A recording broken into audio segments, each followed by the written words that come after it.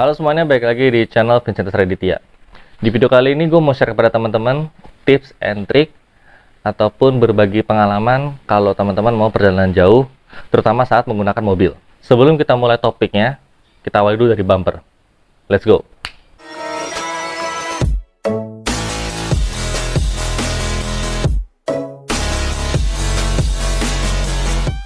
Yang pertama, teman-teman itu wajib servis. Kalau di mobil Suzuki R3 itu, atau di hampir semua mobil Suzuki, servis tiap 6 bulan sekali, atau tiap 10.000 km. Teman-teman tinggal melakukan perawatan berkala di bengkel resmi Suzuki, teman-teman. Tenang aja, kalau bengkel resmi Suzuki mobil itu masih lebih banyak daripada bengkel resmi Suzuki motor, yang dimana pada tips tambahan, kalau saat kalian servis mobil, usahakan juga general check up. Jadi teman-teman bisa tahu, oh kayaknya mobil gue ada yang kurangnya apa aja nih, entah bisa dari bagian kaki, atau dari engine, atau apapun lah. Jadi saran dari gue adalah teman-teman lakukan, ada yang jualan, teman-teman lakukan servis atau perawatan berkala, sekaligus teman-teman lakukan general check up. Poin yang nomor 2 adalah kalian harus cek bagian mesin, terutama seperti teman bisa lihat, kalian harus cek bagian oli mesin, oli transmisi, kebalik, oli mesin, oli gear. Terus kalian juga harus ngecek wiper, air wiper usahakan dicek, kalau bisa diganti. Lalu kalian juga harus ngecek aki. Kalau yang masih menggunakan aki basah, kalian harus cek air akinya. Terus kalian juga harus cek wiper. Wiper nih harus dicek apakah masih bagus atau enggak. Kalau udah nggak bagus, teman-teman saran gue sih ganti aja, atau juga murah. Lalu teman-teman juga ganti filter udara. Filter udara tuh letak di sini. Dan usahakan mesin selalu dalam kondisi bersih. Seperti gue, mesinnya biarpun mobil garasi atau mobil nggak pernah mobil tempur, tapi bagian engine bay gue itu bersih. Poin nomor 3, lampu depan memadai dan kalau bisa di setel ulang. Jadi kalau buat menurut gue ya, kalian harus minimal ganti lampu utama kalian atau minimal ganti lampu fog lamp kalian. Karena menurut gue bawaan dari mobil itu kurang begitu terang. Sekali lagi itu menurut gue pribadi. Dan kalau bisa setel ulangnya itu jangan sampai membuat orang lain silau. Sebagai contoh, ini kan sinar posisi dari lampu mobil gue, dan ini posisinya masih cukup rendah. Ini kurang lebih jaraknya 4-5 meter kurang lebih, dan ini masih tidak terlalu tinggi, bahkan bisa dibilang pas banget. Kalau misalkan teman-teman setelnya terlalu tinggi seperti sekarang nih, posisinya tinggi, nah ini kalau di jarak 5 meter itu memang nggak terlalu kelihatan, tapi begitu di jarak jauh banget itu bakal silau banget. Dan jangan terlalu sering high beam itu bikin orang silau. Yang pas adalah kurang lebih seperti ini, tidak terlalu rendah dan juga tidak terlalu tinggi. Dan kalau bisa di setel ulang. Kalau misalkan lampu utamanya dirasa kurang terang, kalian harus juga menggunakan fog lamp. Kurang lebih fog lamp seperti ini. Untuk setel ulang dari ketinggian lampu itu di tiap mobil berbeda-beda. Tapi kalau di All New R3 kurang lebih di sini posisinya. Untuk di bagian headlamp sebelah kanan, berarti yang dekat posisi driver ya, kurang lebih ini. Ini untuk headlamp yang sebelah kanan. Untuk headlamp yang sebelah kiri ada di sebelah sini. Teman-teman tinggal atur aja. Kalau untuk menaikkan ketinggian lampu, putar searah jarum jam. Kalau untuk menurunkan ketinggian lampu, setel arah sebaliknya, berlawanan arah jarum jam. Poin nomor 4 adalah usahakan menggunakan sarung jok. Bebas mau pakai sarung jok yang murah, yang di bawah juta kayak yang gue pakai sekarang, atau teman-teman mau menggunakan merek misalkan Leatherlux, MBTech, atau bahan-bahan yang lebih mahal lagi, atau mau bahan kulit permanen atau bahan kulit ori juga silakan. Tapi saran dari gue adalah usahakan pasang sarung jok. Karena identiknya tuh kalau perjalanan jauh menggunakan mobil, ataupun misalkan ketika lagi mudik, identik oleh apa? Bocil ganggu. Sekalipun itu anak kita, kan agak-agak bete juga gitu ya, kalau misalkan lagi makan, tiba-tiba ada yang tumpah piar, kan agak-agak bete-bete juga. Jadi usahakan disarungin ada joknya. Dan menurut gue lebih mudah membersihkan kotoran-kotoran atau cairan-cairan ganggu itu di sarung jok, daripada di bahan jok aslinya. Setahu gue bahan joknya R3 ini bahannya fabric sehingga agak lebih sulit untuk dibersihkan. Jadi saran gue adalah pakai sarung jok. Dan wajib pasang karpet dasar. Ralat, maksud gue adalah karpet tambahan. Kayak model begini nih, karpet-karpet universal juga wajib. Untuk kalau misalkan ada tumpahan-tumpahan atau kotoran-kotoran ganggu, itu bisa lebih mudah dibersihkan daripada harus membersihin dari kondisi karpet dasar. Poin berikutnya adalah kuras 5 angin ban. 4 di ban utama dan 1 di ban cadangan. Bebas mau menggunakan angin biasa boleh, mau menggunakan nitrogen itu boleh. Di sini ada bacaannya kan, untuk yang kalau 1-4 orang plus ada barang, itu yang depan menggunakan 29, belakang juga 29 PSI. Kalau 5-7 orang plus barang, depan 32, belakang 38. Kalau ban cadangan itu biasanya gue selalu ngisi 40 PSI. Karena buat jaga-jaga juga kan, dan namanya juga ban cadangan, kita gunakan kalau ada apa-apa. Jadi kalian tinggal lihat panduannya di sini. Ada di pintu driver, tinggal kalian buka, sini udah kelihatan deh. Poin berikutnya adalah usahakan isi bensin ketika sisa setengah tangki. Seperti teman-teman bisa lihat di sini ada beberapa blok. Ini total itu ada 10. Nah, patokannya sisa setengah tangki itu di garis ini. Kalau menurut gua, ketika kalian melakukan perjalanan jauh, kalian isi bensin ketika sisa setengah tangki. Alasannya karena buat jaga-jaga aja. Amit-amit kalau kalian misalkan tinggal sisa bensinnya udah tinggal seperempat, terus ketemu SPBU, BBM-nya habis, kalian kan juga bakal bete juga kan.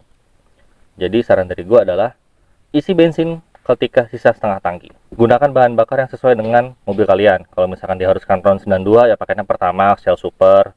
Jangan menggunakan bahan bakar yang di bawah RON yang dianjurkan. Oke?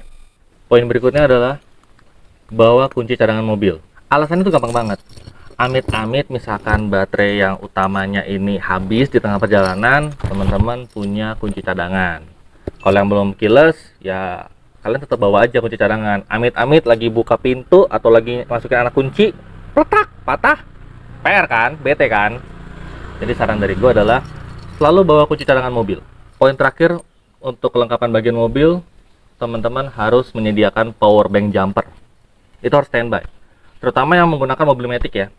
Karena kita nggak pernah tahu nih, walaupun kita sudah ngecek kondisi aki, ternyata lagi kondisi misalkan lagi berhenti di rest area atau lagi parkir, ketika mau dinyalakan ternyata malah nggak bisa di starter.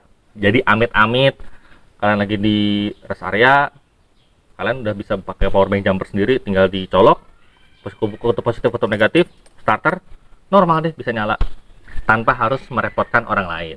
Itu saran dari gue untuk perihal kelengkapan mobil. Sekarang kita beralih untuk ke perihal kelengkapan driver. A few moments later. Setelah kita ngebahas tentang poin-poin penting di bagian mobil, sekarang kita bahas poin-poin penting untuk bagian driver atau bagian sopir. Yang pertama adalah fisik harus oke. Jangan pernah maksain fisik kalian. Jangan pernah kalau misalkan kalian tuh lagi nyetir jauh, terus fisik kalian paksain, terus kalian menganggap bahwa wah gue kuat nih bisa nyetir nonstop 12 jam, 18 jam. Man, that's bullshit. Kecuali lu dibayar ya. Kecuali lu dibayar kayak macam misalkan acara Top Gear atau The Grand Tour yang lu nyetir 12 jam nonstop, silakan. Masalahnya kan lu pulang, lu mudik, lu pulang kampung, mudik ataupun touring. Fisik jangan maksain. Kalau bisa minum multivitamin aja. Dan jangan doping aneh-aneh. Multivitamin udah cukup kok. Yang kedua adalah tahu batas diri saat nyetir. Tahu aturan. Kalau misalkan di tol itu batas kecepatan maksimumnya ada 100 km per jam, ya udah. Jangan lebih. Jangan kalian malah speeding ganggu. Tahu aturan saat menyetir. Minimal pelan tapi selamat daripada ngebut-ngebut cepet Yang ketiga adalah sedia makanan dan minuman ataupun snack. Tapi jangan berlebihan. Kalian boleh bawa banyak makanan dan banyak minuman kalau bawa bocil atau bawa anak, itu silakan. Tapi kalau buat driver, usahakan jangan terlalu banyak makan. Kalau banyak minum nggak masalah, kalian gampang tinggal kencing. Tapi kalau banyak makan itu bahaya, bisa bikin ngantuk dan bisa bikin microslip. Dan usahakan ada tandem ya di sebelah kirinya ya. Jangan kalian malah sibuk sendiri makan sama minum. Gila namanya. Poin berikutnya. Ngantuk jangan nyetir. Nyetir jangan ngantuk. Gue ulangin. Ngantuk jangan nyetir. Nyetir jangan ngantuk. Oke? Kalau kalian ngantuk ya udah, berhenti, cari tempat istirahat, tidur. Poin kelima adalah tentuin jalur biar nggak ngeblank. Misalkan kalian tujuannya mau ke Yogyakarta. Ke Yogyakarta kalau dari Bogor itu bisa 2 jalur. Kalian bisa lewat utara, bisa lewat selatan. Nah, kalian harus menentukan tuh. Kalau lewat utara, biayanya banyak gak ya? Karena kan gue lewat tol nih. Kalian juga mikir dari biaya tol, terus biaya bensin juga lebih banyak. Tapi jarak tempuhnya biarpun lebih panjang, tapi lebih cepat. Karena kalian lewat tol. Kalau lewat selatan, jarak tempuhnya lebih pendek. Tapi sejauh ini seinget gue belum ada tol, jalurnya banyak kelokan. Tapi lebih irit dari segi biaya tol. Dan untuk waktu tempuh juga pasti lebih lama karena tidak lewat tol. Tapi kalian dapat pemandangan-pemandangan yang bagus. Apalagi zaman sekarangnya tahun 2022, minimal ada satu HP yang bisa dipakai buat Gmaps lah. Biar kalian nggak ngebleng-ngebleng banget. Poin berikutnya adalah ada tandem ketika nyetir. Posisinya duduknya bisa di kiri depan atau bisa di tengah. Tapi saran dari gue adalah di kiri depan. sehingga bisa sebagai support dalam artinya kalau kalian lagi nyetir, kalian ada teman ngobrol, itu kalian enak, nggak cuma dengerin lagu doang. Tapi tetap harus fokus ya, jangan sampai ngeblank banget atau jangan sampai kasihkan ngobrol, malah kalian nggak fokus di jalan. Poin berikutnya adalah banyak minum air mineral dan istirahat setiap 2-3 jam atau per 200 km. Kenapa? Karena ketika kalian lagi nyetir mobil, terutama kalau di mobil-mobil sekarang kan sudah pasti menggunakan AC kan, itu kalian akan lebih banyak dehidrasi. Dan cara paling gampang adalah minum air putih dan istirahat setiap 2-3 jam sekali atau per 200 km. Sekali lagi, jangan maksain badan, tepar aja yang ada lo, oke?